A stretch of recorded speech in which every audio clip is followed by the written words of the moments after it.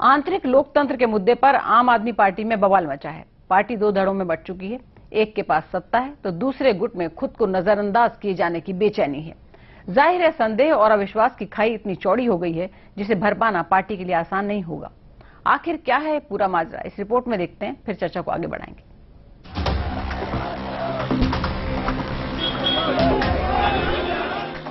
अरविंद केजरीवाल, प्रशांत भूषण और योगेंद्र यादव की तिकड़ी एक दौर में पार्टी के लिए सब कुछ हुआ करती थी। भ्रष्टाचार, पारदर्शिता, आंतरिक लोकतंत्र और स्वराज के नाम पर पार्टी की शुरुआत करने वाली इस तिकड़ी में ऐसी दरार पड़ी है जिससे पार्टी की चूलें हिल गई हैं। ईमेल, ऑडियो टेप और खतों के जरिए आरोप प्रत्यारोप का खेल चला। नतीजा ये हुआ कि 4 मार्च को पीएसी से योगेंद्र यादव और प्रशांत भूषण की छुट्टी कर दी गई। मतभेदों को सुलझाने की कोशिश नाकाम रहने के बाद 28 मार्च को योगेंद्र यादव, प्रशांत भूषण के साथ ही आनंद कुमार और अजीत झा को भी पार्टी की राष्ट्रीय कार्यकारिणी से बाहर कर दिया गया। एक और जहां योगेंद्र प्रशांत गुट इस फैसले पर सवाल उठा रहे हैं, वहीं केजरीवाल गुट इस फैसले को सही ठहराने में लगा है। ये तो देखिए, रूस में स्टालिन के समय ऐसा होता था जब वहां पर कम्युनिस्ट पार्टी में उन्होंने एकदम पर्ज करी, जिस तरह से करी गई उस तरह से यहाँ हो रहा है। ये फार्स चल रहा है। राष्ट्रीय परिषद ने बहुमत से 247 लोगों ने प्रस्ताव के समर्थन में अपना मत किया, 8 लोगों ने प्रस्ताव के खिलाफ अपना मत किया, 54 लोगों ने उस प्रस्ताव के ना तो समर्थन में ना खिलाफ में अपना वोट नहीं किया, वो एब्सटेन कर गए और उसके आधार पर फैसला लिया गया। पार्टी में मचे बवाल से दुखी होकर नर्मदा बचाओ आंदोलन की नेता मेधा पाटेकर ने आप की प्राथमिक सदस्यता से इस्तीफा दे दिया। उधर राष्ट्रीय कार्यकारिणी की बैठक के ठीक एक दिन बाद 29 मार्च को एडमिरल रामदास की लोकपाल और प्रशांत भूषण की अनुशासन समिति से विदाई हो गई और आनन फानन में नए लोकपाल की नियुक्ति भी कर दी गई। केजरीवाल गुट की माने तो लोकपाल का पद साल 2013 से ही खाली था। वहीं प्रशांत भूषण ने नए लोकपाल और अनुशासन समिति की नियुक्ति को गलत करार दिया है। इतने सीरियस कंप्लेंट्स आए हैं जो कि लोकपाल के पास गए हैं, जिनको की इंक्वायरी लोकपाल करते, आप उस लोकपाल को ही हटा देते हैं। डिसिप्लिनरी कमेटी को भी बदल दिया और ऐसे जने को डिसिप्लिनरी कमेटी में ला दिया जिन्होंने हमारे खिलाफ खूब तरह के एलिगेशन लगाए थे। इससे पहले योगेंद्र यादव ने पार्टी के सामने 5 मुद्दे उठाए थे। आप स्वराज के लिए संघर्ष करें, पार्टी का आंतरिक लोकपाल भ्रष्टाचार के मामलों की जांच करे, पार्टी में कार्यकर्ताओं की सुनी जाए, पार्टी में पारदर्शिता लागू हो, कार्यकारिणी के रिक्त पद भरे जाएं। इतना ही नहीं, मांगे माने जाने पर योगेंद्र और प्रशांत ने इस्तीफा देने की पेशकश भी की थी, लेकिन मतभेद सुलझने की बजाय और उलझ गए। इसके बाद जो कुछ भी हुआ वो सबके सामने है। इतना कुछ होने के बाद योगेंद्र प्रशांत गुट अब आर पार के मूड में है। इसी गुट के आनंद कुमार ने केजरीवाल के साथ लड़ाई और गंभीर होने के संकेत दिए हैं। उन्होंने कहा कि बात निकलेगी तो बहुत दूर तक जाएगी। लड़ाई अब बेडरूम, ड्राइंग रूम और रात के अंधेरों तक जाएगी। जाहिर पार्टी के 2 गुटों की लड़ाई क्या गुल खिलाती है ये तो आने वाला वक्त ही बताएगा, लेकिन पूरे घटनाक्रम से समर्थकों को भारी निराशा हुई है। न्यूज एक्सप्रेस के लिए दीपक मिश्रा के साथ ब्यूरो रिपोर्ट। तो प्रशांत भूषण और योगेंद्र यादव के साथ जो कुछ हुआ, संजय सिंह का एक बयान है उस पर कि जो कुछ हुआ बहुमत से हुआ, यानी फिर सवाल क्यों है? बहुमत तो यही लोकतंत्र है। इस पर हम सवाल पे बाद में आएंगे, पहले हम शुरू करते हैं जहां से हमने छोड़ा था। योगेश जी, जिन लोगों को हटाया गया और जिस तरह से हटाया गया, एक बात यहां ये हुई कि भाई ये थिंक टैंक है और जो थिंक टैंक के लोग थे उनको हाशिए पर लाए जा रहे हैं क्योंकि थिंक टैंक की अब अरविंद केजरीवाल को जरूरत नहीं है। तो क्या ये माना जाए कि आगे आने वाले समय में कोई स्ट्रेटेजी बनाने के लिए कोई चाहिए ही नहीं, या फिर हम ये माने कि थिंक टैंक को हटाया नहीं, थिंक टैंक जो को रिप्लेस कर दिया गया है, ऐसा थिंक टैंक जो खुद को सूट करता है? अलका जी, बेसिकली जब आप पार्टी के आविर्भाव से, गठन से लेकर अब तक को देखा जाए तो बहुत साफ होता है कि आप पार्टी जो है वो बनती है मुद्दों पर, एक एजिटेशन पर बनती है, कोई विचारधारा इसके साथ नहीं होती है।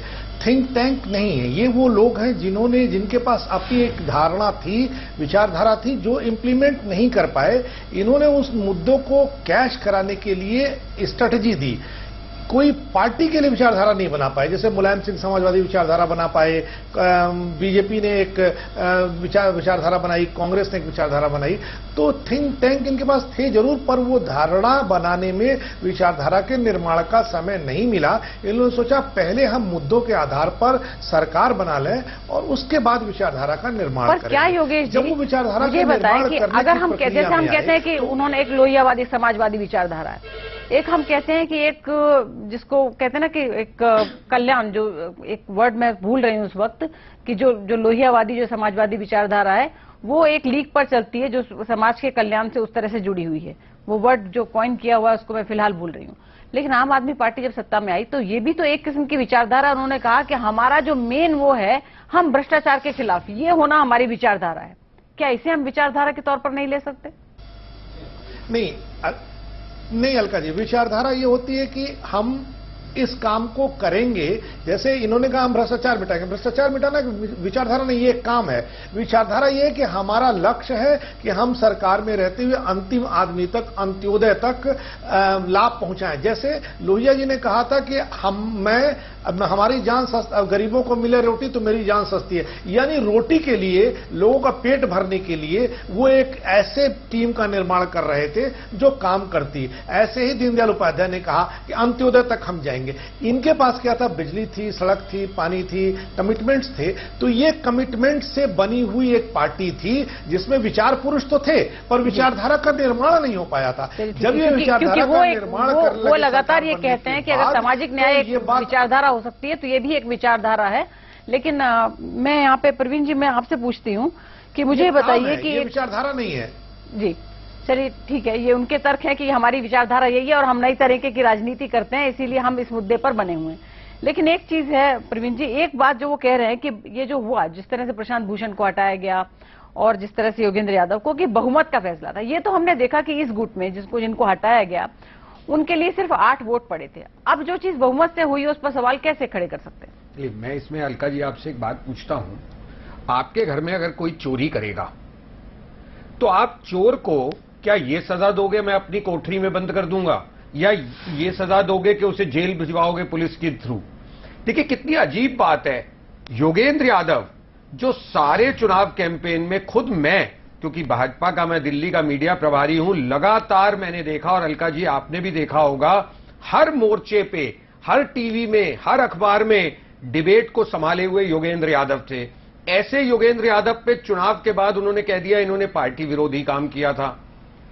अब आप देखिए उनको राष्ट्रीय परिषद से निकाल रहे हैं, डिसिप्लिनरी कमेटी से निकाल रहे हैं। अरे भाई, अगर उन्होंने पार्टी विरोधी काम किया था तो पार्टी से निकालो ना, पार्टी से क्यों नहीं निकाल रहे? क्योंकि जानते हैं अपने दिल में चोर है, सिर्फ इच्छा ये है ये साइलेंटली मेरी लीडरशिप अगर आने वाले समय में पार्टी से निकाल दिया तो पार्टी से निकाल दे, तब ये देखिएगा इनकी पार्टी किस तरफ जाएगी। देखिए ये मैंने आपके पिछले प्रोग्राम में भी, मैं पिछले सप्ताह आया था, तब मैंने ये कहा था, एक विधायी ताकत के बल पर, लेजिस्लेचर में जो ताकत है, जो सत्ता की ताकत है, अरविंद केजरीवाल उस सत्ता की ताकत के बल पर पार्टी में अपने समकक्ष लीडरशिप को ठिकाने लगाने में लगे हुए हैं। अब नेक्स्ट नंबर कुमार विश्वास है। और अभी जो ये संजय सिंह जी बहुत बोल रहे हैं ना, आप मेरी इस बात को, मैं कोई भविष्यवक्ता नहीं हूं, मगर आप नोट करके रखें, अब कुमार विश्वास जाएंगे और थोड़े दिन बाद संजय सिंह को भी साइड लाइन किया जाएगा। मैं आपको बताऊं कि ऑफ द रिकॉर्ड बहुत सारे नाम मेरे पास हैं जो दिए जा रहे हैं कि आप किस किस का नंबर है। चलिए सब साइड लाइन कर दिए जाएंगे। सुनीता जी, मैं आपसे दूसरी एक बात पूछना चाह रही हूँ। एक नाम इसमें एडमिरल रामदास का भी है जो पार्टी के इंटरनल लोकपाल थे। 15 फरवरी को जो अरविंद केजरीवाल के घर पर एक बैठक होती है, उस बैठक में उनसे कहा जाता है, वैसे उनका कार्यकाल 2013 तक था, ये बात ठीक है, लेकिन लगातार उनको कहा गया कि नहीं आप रहिए हमारे साथ। और 15 फरवरी की बैठक जो केजरीवाल के घर पर होती है उसमें उनको कहा गया कि नहीं आपको 5 साल और काम करना है। और उसके बाद 1 महीना भी नहीं बीता और ये सब कांड हो जाता है और उसमें उनको बुलाया नहीं जाता। तो मैं ये जानना चाहती हूँ कि अन्ना आंदोलन जो हुआ था, केजरीवाल जिसके एक सदस्य थे, वो तो लोकपाल को लेकर हुआ था ना, कि शक्तिशाली लोकपाल, और अब उसी इंटरनल लोकपाल को इस तरह हटाया जाना, अन्ना का भी तो उसमें कोई राय होगी? देखिए, अभी जो पार्टी में हो रहा है उसमें अन्ना का कोई लेना देना नहीं है, ना ये अन्ना की बात कुछ मानने वाले हैं। एडमिरल रामदास को इस तरह से निकालना इससे पता चलता है कि इनकी जो फंक्शनिंग है उसमें कुछ डिफेक्ट तो है, क्योंकि एडमिरल की क्या गलती थी, उसने क्या ऐसा कर दिया, लेकिन क्योंकि इनको ये डर था कि लोकपाल को इन्होंने वो पावर्स दिए हुए हैं कि वो कोई भी रेजोल्यूशन पास करके किसी को भी ला सकते हैं, तो इनको ये शायद डर था कि अगर कोई रेजोल्यूशन पास करके ये ले आए अगर इन दोनों को फिर से वापस कार्यकारिणी में तो प्रॉब्लम हो जाएगी। और उनकी इस तरह से बेइज्जती करके निकालना, इसकी जगह वो ये भी तो कर सकते थे ना, बुजुर्ग आदमी है, 85 इयर्स के हैं, उनको जबरदस्ती आपने मना के लेके आए हैं और उनको आपने मना के बोला है कि 5 साल और कर लो, तो उनको प्यार से कह रहे थे कि बस अब हम चेंज करने वाले हैं, तो उस सीनियर बंदे को कोई फर्क नहीं पड़ा था। लेकिन नहीं, नो थैंक यू क्लॉज जो है उसकी वजह से ये सबको बेइज्जती करके निकालना ये अच्छी कार्यप्रणाली नहीं है। एवरी डे कहते ना, एक अंग्रेजी में कहावत है, shooting the foot in the foot, ये रोज अपने पैर आप कुल्हाड़ी मार रहे हैं, और अगर ये ऐसा करते रहे तो इस पार्टी में कोई भी एस्टेब्लिश्ड लोग जो इंटेलेक्चुअल हैं उनको आने से डर लगेगा। मेधा पाटकर क्यों एकदम से रिजाइन करके चली गई? क्योंकि उन्हें लगा कि मुझे ऐसी बेइज्जती नहीं सहनी है जो इन्होंने। पर मैं आप अन्ना के साथ रही हैं, अब आप अन्ना के साथ रही हैं, मेरा एक छोटा सा मैं एक जानना चाहती हूँ, उत्सुक हूँ जानने के लिए कि अब वो देख रहे हैं कि ऐसा हो रहा है। अभी थोड़े दिनों पहले जब अन्ना आए थे भूमि बिल पर, उन्होंने यहाँ पे प्रदर्शन किया था, तब अरविंद केजरीवाल गए थे और मंच पर भी साथ बैठे थे। अब जब ये हो रहा है, खासतौर से इंटरनल लोकपाल के साथ ये हुआ, शक्तिशाली लोकपाल के वादे पे ये पूरा आंदोलन शुरू हुआ, तो अब एक बयान, एक टिप्पणी लोग उम्मीद करते हैं कि अन्ना भी देंगे। आपको लगता है कि आने वाले समय में ऐसा होगा, कहेंगे कुछ? अन्ना ने, अगर अन्ना ये सब देख रहे होंगे, आप लोग ने क्या किया, जो मीडिया वाले ना उनके पास पहले दिन चले गए, तब तक अन्ना ने टीवी में देखा नहीं था। अब आप जाके देखिए, अन्ना कोई ना कोई वक्तव्य जरूर देंगे, जब तक वो किसी चीज को समझ नहीं लेते हैं तब तक बोलते नहीं है। ठीक है, तो अभी वो आप पार्टी के बारे में कह रहे हैं कि मुझे ये मतलब नहीं है, ये उनका अंदरूनी मामला है। देखिए, प्रॉब्लम ये हो गई है आप पार्टी के साथ कि इनका जो स्वराज था वो स्वराज हो गया है कि मैं राज कर रहा हूं, और इनकी जो ये ट्रांसपेरेंसी और ये जो डेमोक्रेसी थी वो इतनी ज्यादा हो गई है कि कहते हैं जब टू मच ट्रांसपेरेंसी और टू मच डेमोक्रेसी हो जाए तो वो इनएफिशिएंट पता नहीं टू मच हो गई कि बिल्कुल नहीं, क्योंकि अब आरोप तो ये भी लगाए जा रहे हैं, जो कैंप है योगेंद्र यादव कैंप है, वो कह रहे हैं कि जो इन्होंने ट्रांसपेरेंसी के तहत जो वीडियो जो रिलीज किया है, जो भाषण का, तो इतनी है नहीं सब कुछ सुनीता जी, अरे जो भाषण का रिलीज जो वीडियो किया है ना, वो वीडियो भी एडिटेड है। जिस व्यक्ति को पिटाई होने की बात तो यही तो मैं कहा जा रहा है, वो भी एक शॉट है। हम लोग टेलीविजन में जानते हैं कि जब शॉट, रनिंग शॉट होता है, पैन शॉट होता है, वो सब कुछ नहीं, एक स्टिल शॉट देख के आप क्या प्रूव करते हैं। चलिए ठीक है, हम ब्रेक लेते हैं और आखिरी बात पर हम चर्चा करेंगे, वो ये है कि पॉलिटिकल महत्वाकांक्षा के चलते ये सब हो रहा है, और अगर ये सब उसके चलते हो रहा है तो ये आगे इसका रास्ता कहाँ जाता है, कौन कौन इसके लपेटे में आ सकते हैं, कैसी होगी भविष्य की आम आदमी पार्टी। छोटे से ब्रेक के बाद